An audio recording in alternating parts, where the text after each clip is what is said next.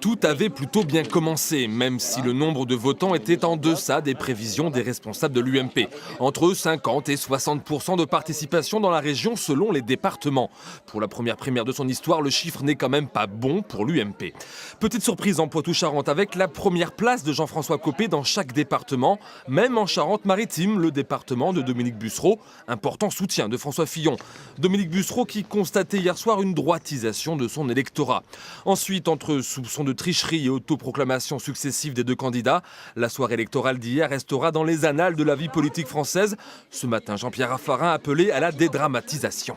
Je ne crois pas qu'il y ait eu, comme ça a été reproché hier soir, une faute de Jean-François Copé d'annoncer les résultats. Je n'ai jamais vu quelqu'un, un camp, attendre les résultats du ministère de l'Intérieur. Il y a des fraudes. Moi, je serais assez partisan qu'on annule les résultats là où il y a fraude constatée par huissier.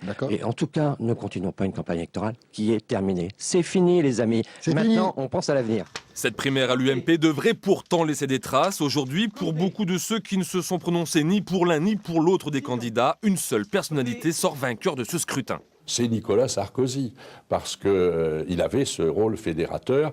Je crois, et l'histoire lui rendra justice, qu'il a été un très bon président, qu'il a fait des réformes audacieuses, qu'il a bien gouverné le pays. Et je dois dire que le contraste apparaît de plus en plus nettement par rapport au président normal. Vu de Poitou-Charentes, cette guerre des chefs semble toutefois ridicule, car il faut le préciser, dans les fédérations UMP de la région, le vote s'est déroulé sans aucun problème. Une source de satisfaction qui contraste avec la déception de plus en plus forte de ces militants en quête de leader.